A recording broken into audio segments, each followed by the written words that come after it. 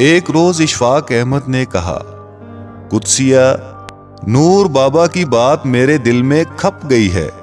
فرماتے ہیں کوئی چیز خریدو تو پہلے حلال کر لو، پھر استعمال کرو۔ میں نے پوچھا، وہ کیسے حضور؟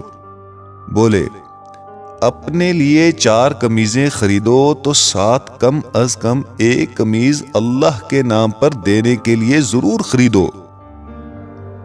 مہینے کا سودا خریدو تو ساتھ میں 20 سیر یا من آٹا اللہ کے نام پر دینے کے لیے ضرور خریدو۔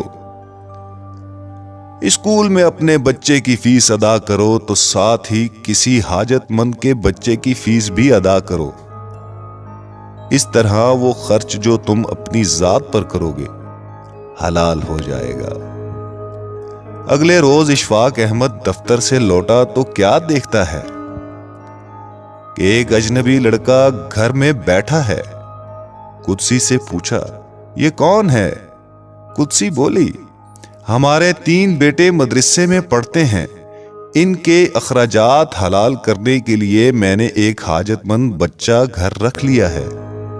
ہم اسے تعلیم دلوائیں گے، اس کی پرورش کریں گے۔